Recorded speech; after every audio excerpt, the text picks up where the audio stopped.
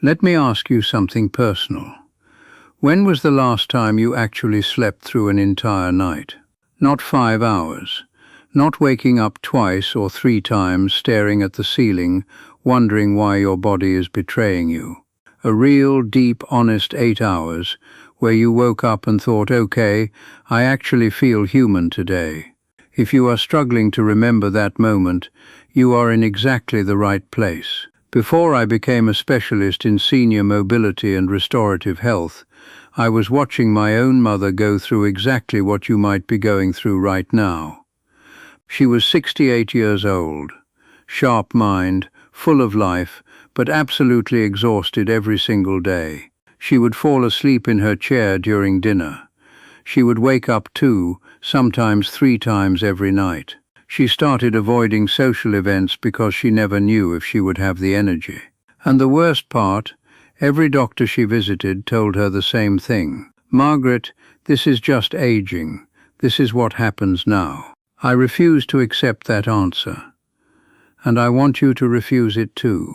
Because here is what I discovered after years of research and working with hundreds of patients just like her, just like you. The reason most people over 60 cannot sleep through the night has almost nothing to do with age. It has everything to do with something happening in your body from the waist down, from about 4 in the afternoon onwards, that nobody ever warned you about. And once I show it to you, you will never be able to unsee it. Stay with me through this entire video, because at the end I am going to give you a bonus evening protocol, including something called the countdown method, which is the single most powerful thing you can add to your nighttime routine starting tonight.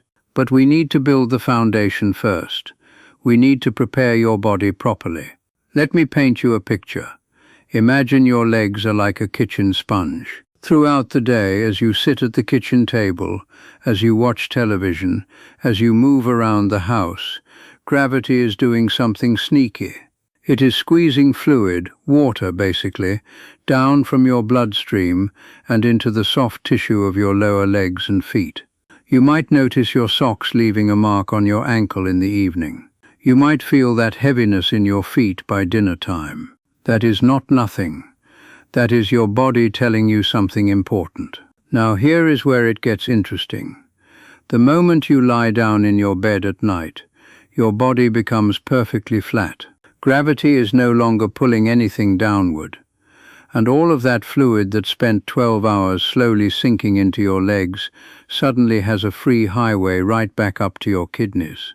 Your kidneys receive this flood of extra fluid, and they do exactly what kidneys are designed to do. They filter it, and they turn it into urine. That urine fills your bladder. Your bladder sends a signal to your brain. And at 1:47 in the morning, you are suddenly wide awake, feeling like you absolutely must get up right now. This is not your bladder failing, this is physics. And we can outsmart physics. So what I am going to show you today are 5 specific movements that you can do right in your bedroom, on your bed or a comfortable chair, starting about 1 hour before you sleep.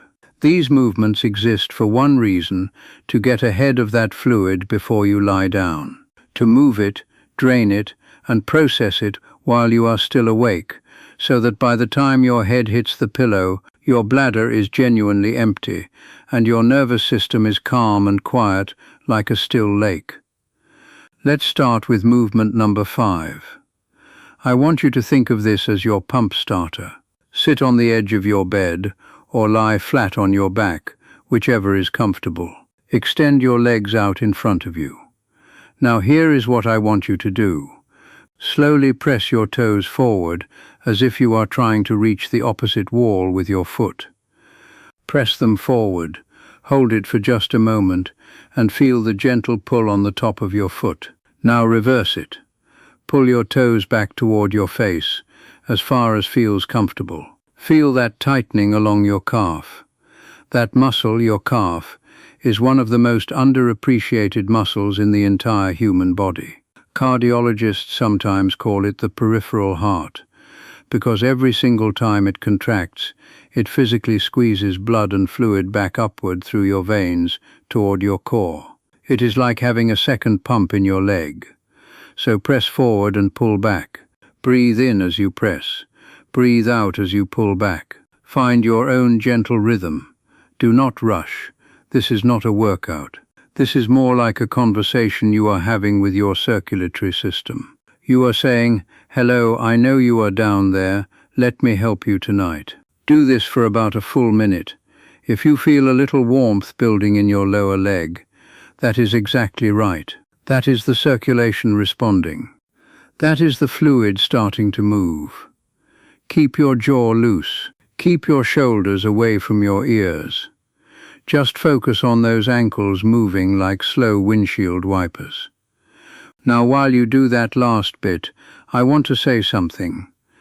If this video is speaking to something you have been experiencing, if you have felt frustrated or dismissed or just plain tired of being tired, please hit that like button right now.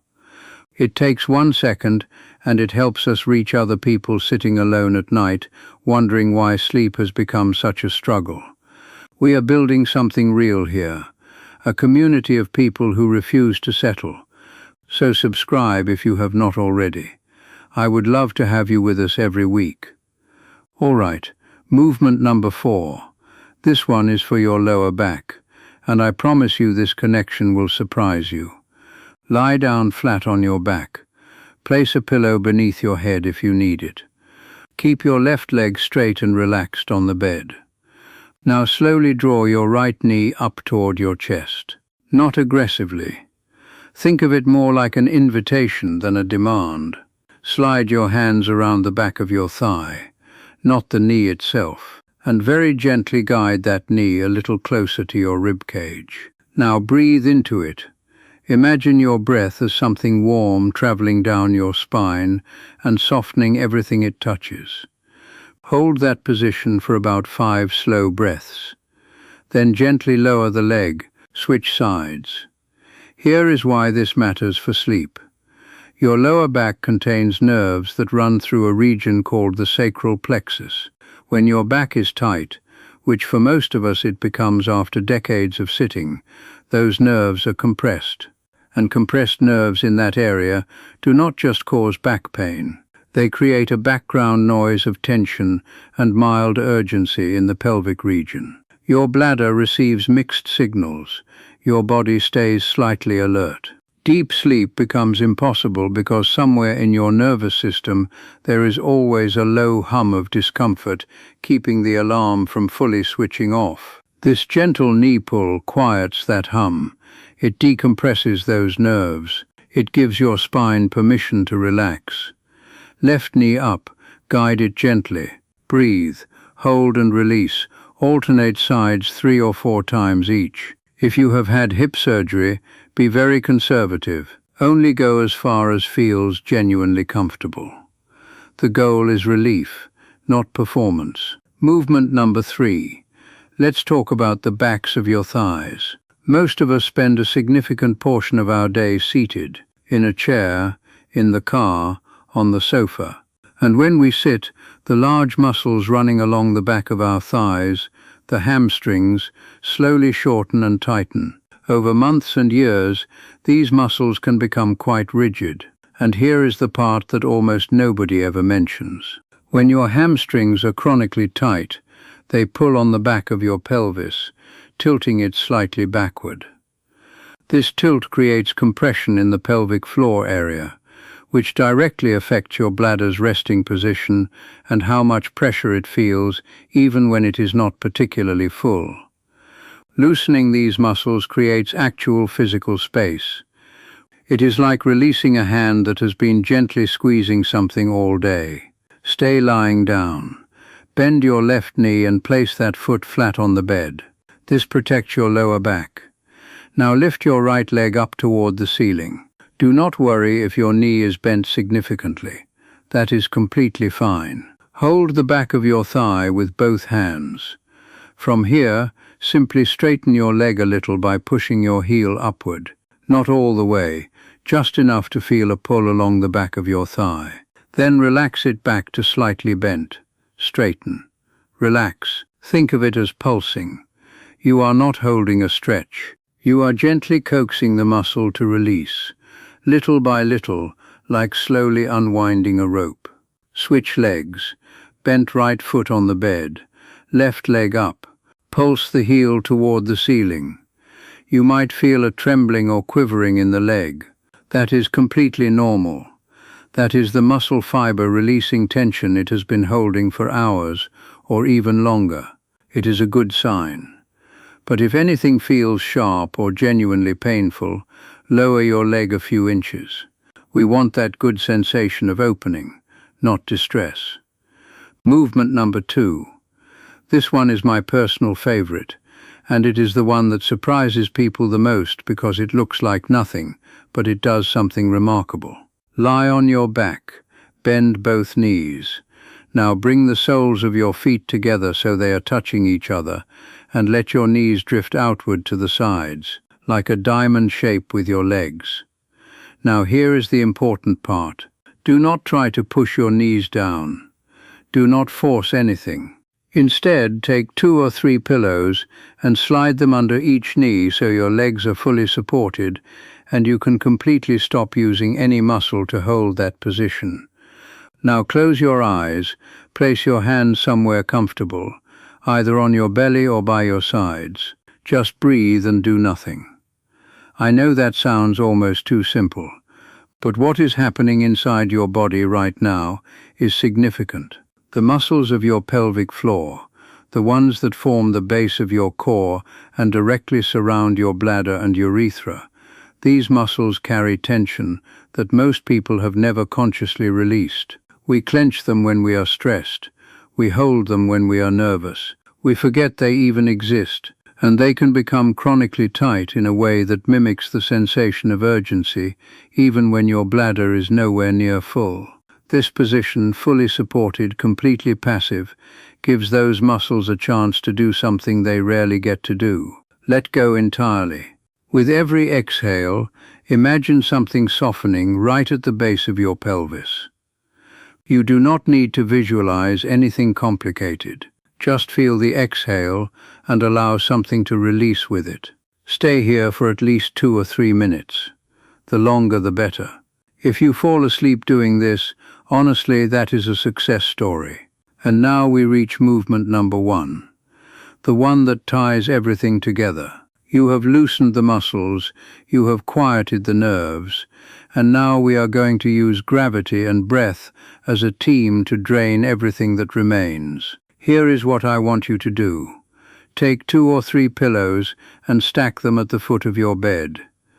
Then lie down and rest your calves, not your knees, just your calves and ankles, up on that stack. Your feet should be noticeably higher than your hips. If you have a wall nearby and you can comfortably scoot your body so your legs rest straight up against the wall, that works beautifully as well. Even better. Now, the moment your legs go up, gravity immediately begins pulling fluid down from your feet and ankles back through the veins toward your center. But we are going to dramatically accelerate this with breathing. Place one hand on your chest and one hand just below your belly button. Breathe in through your nose for a slow count of 4. But here is the technique. When you breathe in, your stomach should push your lower hand outward. Your chest hand should barely move. You are filling the very bottom of your lungs. Like pouring water into a glass, you fill the bottom first. Then let the breath out slowly through slightly parted lips for a count of 6 or 7. Long exhale. Let the stomach fall. Feel everything soften. This style of breathing does something extraordinary.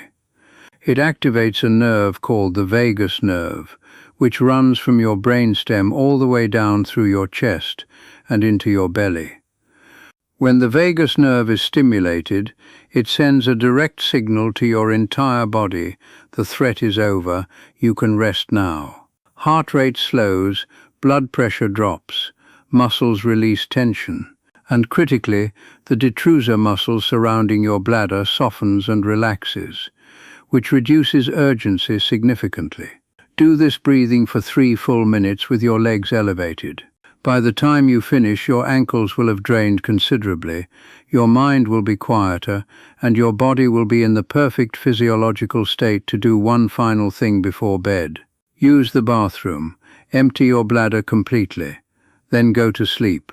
Now, I promised you a bonus protocol, and I do not want to let you down. These evening habits, when combined with the movements we just did, create something almost like a sleep reset. And the foundation of this protocol is what I call the countdown method. 3 hours before you go to bed, close the kitchen. Not because a late snack is some great moral failure, but because your digestive system generates real heat and real metabolic activity when it is breaking down food. Your core body temperature needs to drop slightly for you to enter deep sleep. If your body is busy processing a bowl of ice cream or a plate of crackers at 10 at night, it is working when it should be winding down. The kitchen closes 3 hours before sleep. Even fruit, even something small, give your gut the night off. 2 hours before bed, your last glass of fluid. I know this one feels uncomfortable at first. You might feel slightly thirsty. But here is the reality. The fluid you have already consumed throughout the day is still moving through your system. Your kidneys are still working on it. If you stop adding to that load 2 hours before sleep, your bladder will have processed the majority of that fluid before you lie down. You can take medication with a small sip. That is perfectly reasonable. But no glasses of water, no evening tea, no sparkling water while watching television. This single habit change for many people reduced their nighttime trips from 3 to 1 or even 0 within the first week.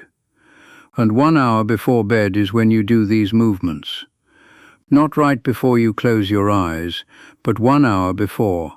This timing is specific and intentional. The leg elevation and the ankle pumping will push fluid back into your system. That fluid takes time to reach your kidneys, be processed, and arrive at your bladder.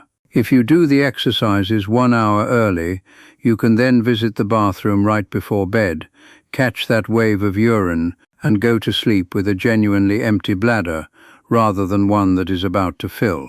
Beyond the countdown, think about your light environment in that final hour.